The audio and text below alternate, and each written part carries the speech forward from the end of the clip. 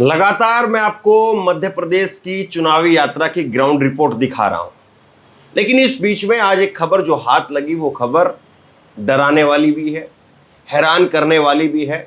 और ये खबर ये भी बताती है कि चुनाव को कवर किया जाए कि नहीं किया जाए। खबर आप देखिए, खबर क्या है, आज ही की खबर है ये, दैनिक भास्कर में छपी है। और देर रात अमित शाह की एक बैठक हुई और उस बैठक के अंदर ये बीजेपी के नेताओं को, कार्यकर्ताओं को, विधायकों को, उम्मीदवारों को ये संदेश दिया गया अमित शाह की तरफ से। अमित शाह की तरफ से संदेश दिया गया है और कहा गया अमित शाह की तरफ से कि जो भी अधिकारी कमल का ध्यान नहीं रखेगा उसे छोड़ना नहीं है। इसका मतलब क्या है? देश का गृह मंत्री अमित शाह, क्या ये वाकई बातें देश के गृह मंत्री के पद पर बैठे हुए किसी व्यक्ति को शोभा देती है कि वो कहे कि कोई भी अधिकारी अगर कमल का ध्यान नहीं रखेगा? कमल का ध्यान रखने से मतलब क्या है? मतलब कि ये बीजेपी का कोई ध्यान नहीं रखेगा तो उसको छोड़ना नहीं है। यही खबर जो है वो आज अखबार में छपी है। देर रात भोपाल में शाह ने कहा, जो अधिकारी कमल का ध्यान नहीं रखे उसे छोड़ना नहीं है। शिवराज जी, आप भी मैसेज कर दो कि बचा नहीं पाओगे। ये कमाल की बात है। और देश में चुनाव आयोग इस पर क्या एक्शन लेगा, क्या नहीं लेगा, ये भी देखने वाली बात रहेगी। लेकिन अमित शाह का ये खुलेआम कह देना कि शिवराज जी, आप भी मैसेज कर देना कि जो कमल का ख्याल नहीं रखेगा उसको छोड़ेंगे नहीं। अब बात कर रहे थे, ये जब मैसेज हमने देखा तो हम आपस में ही, हमारी टीम के लोग बात कर रहे थे कि वो अधिकारियों के लिए ऐसी बात बोल रहे हैं तो पत्रकारों के लिए तो फिर क्या ही बोलते, और पत्रकारों में भी हम जैसे जो पत्रकार हैं उनके लिए क्या बोलते हैं। तो फिर चुनाव कवर करें कि वापसी दिल्ली का जो है बैग पैक करके निकल जाए हम लोग भी। मतलब कमल का ख्याल नहीं रखेगा तो क्या करे? कमल का ख्याल नहीं रखेगा। अब मैं पूरा बयान आपको बताता हूं। ये जो है वो बयान दिया शिवराज सिंह चौहान ने। तो उन्होंने कहा, विधानसभा चुनाव के दौरान भाजपा के नाराज नेताओं को समझाने का जिम्मा खुद केंद्रीय गृह मंत्री अमित शाह ने अपने हाथों में लिया। साथ ही बूथ से लेकर के चुनाव प्रबंधन की भी निगरानी शुरू कर दी है। भोपाल में नर्मदापुरम और भोपाल संभाग की बैठक के दौरान अमित शाह ने यह साफ कर दिया कि कोई भी अधिकारी, यहां से इस बयान को ध्यान से सुनिए, कोई भी अधिकारी कमल का ध्यान नहीं रखे, नुकसान पहुंचाए तो तुरंत उसकी शिकायत चुनाव आयोग में करो, छोड़ना नहीं है। शाह ने शिवराज सिंह चौहान की तरफ देख करके कहा कि आप भी मैसेज कर दो, किसी को बचा नहीं पाओगे। मसलन बात तो ये है कि अमित शाह ने यह कहा है कि कोई भी अधिकारी अगर कमल का ख्याल ना रखे तो उस अधिकारी का तुरंत चुनाव आयोग के अंदर मैसेज कर दो, तुरंत चुनाव आयोग के अंदर उसकी शिकायत कर दो और चुनाव आयोग से कहो कि इसके ऊपर एक्शन ले। और उसके बाद में उस अधिकारी के साथ में क्या होगा आप सब जानते हैं। लेकिन कमल का ख्याल से मतलब क्या हुआ? जो अधिकारी अपनी ड्यूटी ना कर रहा हो, जो अधिकारी पक्षपातपूर्ण रवैया कर रहा हो, वो तो समझ में आता है। लेकिन जो ये बात कही गई और ये बात आज जो अखबारों की सुर्खियों में है, मध्य प्रदेश में जब अधिकारी इस बात को पढ़ेंगे तो क्या समझ में आएगा? वैसे मैं आपको बताऊं, कल मैं यहां पर कुछ लोगों से बात कर रहा था और कुछ पत्रकारों से भी बात की, तो उन्होंने कहा कि पत्रकार जो यहाँ के जो स्थानीय थे या भोपाल के जो लोग हैं, पत्रकार हैं, वो भी थोड़ा सॉफ्ट हो गए हैं कांग्रेस के लिए। कांग्रेस की आलोचना उतनी नहीं कर पा रहे जितनी कुछ समय पहले थी। तो क्या ये माना जाए अमित शाह के बयान से कि अमित शाह जी को इस बात का अंदेशा हो रहा है या उन तक इस बात की रिपोर्ट पहुंच रही है कि प्रदेश में शासन ने अब जो है वो न्यूट्रल रुख अपनाना शुरू कर दिया है? देखिए, जब आचार संहिता लग जाती है तो प्रशासन किसी के हाथ में नहीं रहता है। जब तक आचार संहिता नहीं लगती है तो जाहिर सी बात है जो मौजूदा सरकार होती है उसी की चलती है। लेकिन अब क्या अमित शाह जी जो बात कह रहे हैं तो उसका मायने ये है कि अमित शाह को इस बात का अंदेशा हो रहा है कि जो अधिकारी हैं उन्होंने न्यूट्रल रुख अपनाना शुरू कर दिया है या कांग्रेस का थोड़ा थोड़ा सॉफ्ट कॉर्नर लेना शुरू कर दिया है। क्योंकि हो सकता है कि प्रशासन को जो है, अब पुलिस को वो इस बात का जो है वो धीरे धीरे भनक लगनी शुरू हो गई हो, क्योंकि उनके पास भी रिपोर्ट आती है, उनका भी बीट रिपोर्टर बताता है कि भैया ये स्थिति चल रही है। बीट कांस्टेबल जो है वो बताता है कि अब कांग्रेस की हवा बह रही है, बीजेपी की हवा बह रही है, वो बताता है, थाने में रिपोर्ट करता है, थाना जो है ऊपर जो है वो एसपी को, डीएसपी को, उसको रिपोर्ट करता है कि हाँ ये चल रहा है। तो क्या पुलिस को भी अब इस बात का जो है वो अंदेशा हो रहा है कि मध्य प्रदेश में कांग्रेस आ रही है, और इसीलिए भाजपा के नेताओं के फोन वोन उठाना, भाजपा के नेताओं के ऊपर फोन के ऊपर तुरंत एक्शन लेना, वो सब चीज बंद कर दी है क्या?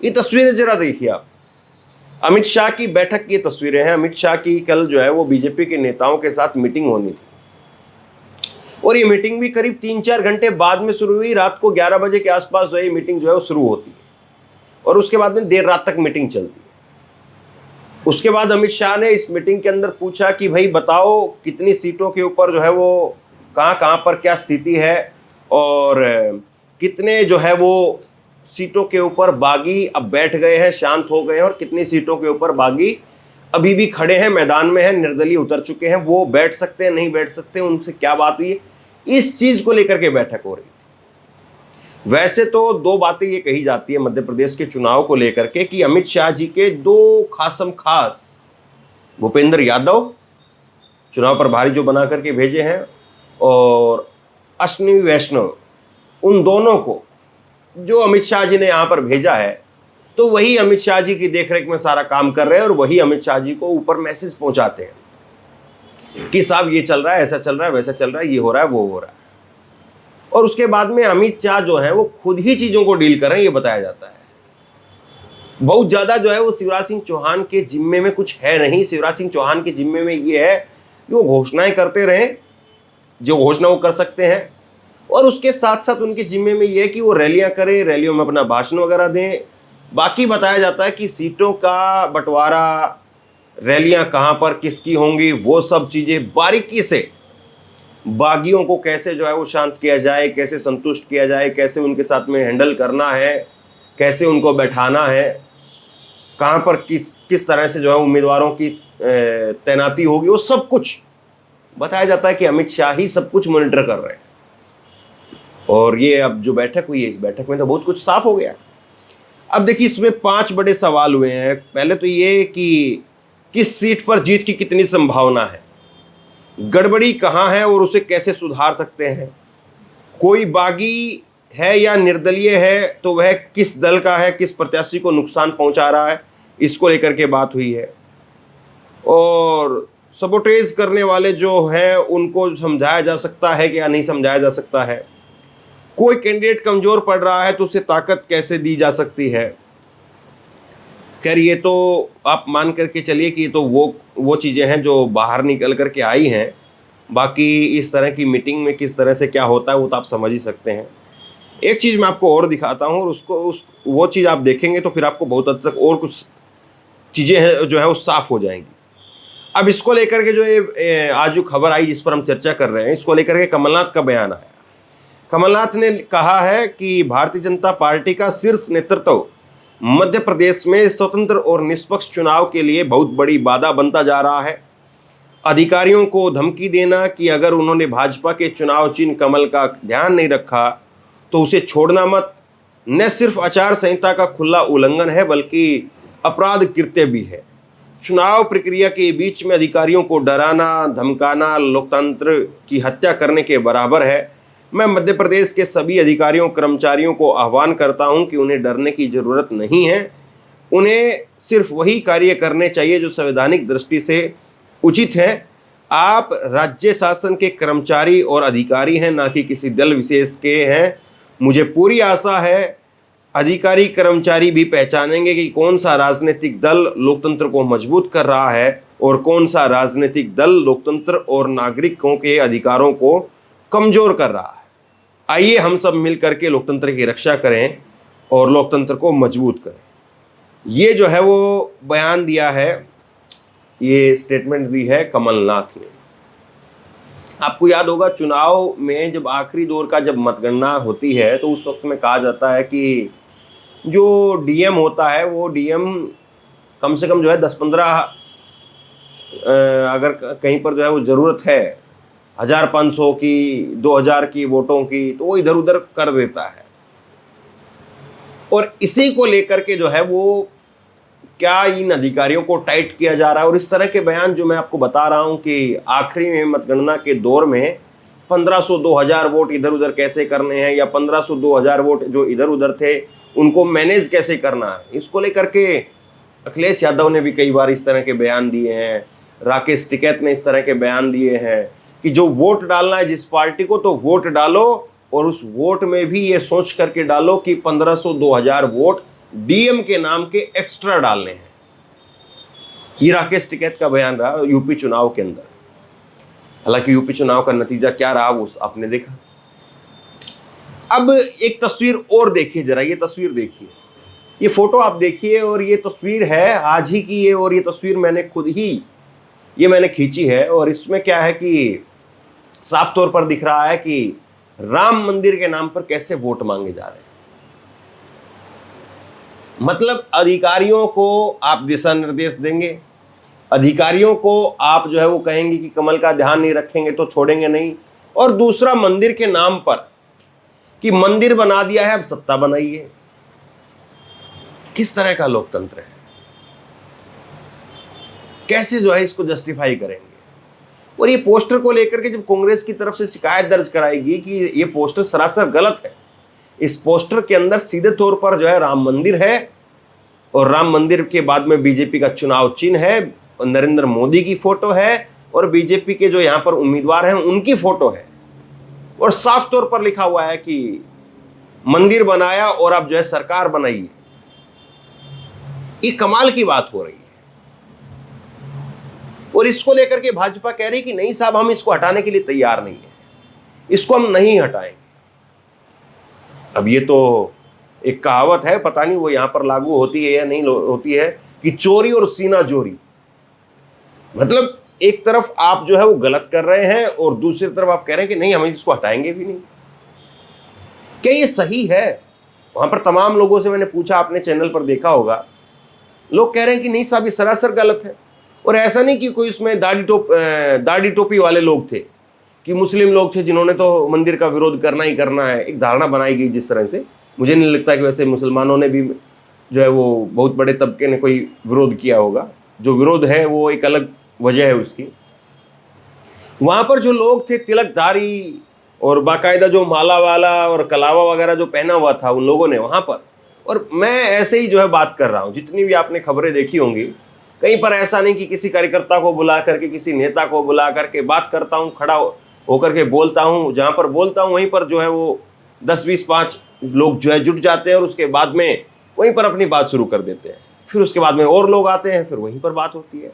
हाँ ये होता है कि कहीं पर कोई भाजपा का बोलने वाला है तो उससे थोड़ा सा काउंटर सवाल करेंगे दूसरे तरीके का, कांग्रेस का बोलने वाला है तो उसको काउंटर सवाल करेंगे, तभी तो बात बन पाएगी ना। वैसा तो नहीं है कि चलो कोई भाजपा का बोल रहा है तो टीवी के तरीके से कांग्रेस का नेता को उसके सामने भिड़ा दिया, या कोई कांग्रेस का बोल रहा है तो बीजेपी के नेता को उसके भिड़ा दिया, तो ऐसा तो चलता नहीं ना। अब एक तस्वीर और देखिए जरा, ये तस्वीर आप देखिए, ये गजब हो रहा है। ये है टीवी की बात हो रही है तो टीवी के ही चेहरे को देख लीजिए। सुधांशु त्रिवेदी भाजपा के सांसद हैं, टीवी पर बीजेपी के जो है वो चेहरा है, प्रवक्ता है, और ये प्रेस कॉन्फ्रेंस कर रहे थे। और प्रेस कॉन्फ्रेंस में भी कौन सी लाइन बोल रहे थे? विकास की लाइन बोल रहे थे, विकास का बखान कर रहे थे कि हमने इतना डेवलपमेंट कर दिया, इतना विकास कर दिया, और ऊपर बत्ती गुल हो गई प्रेस कॉन्फ्रेंस की।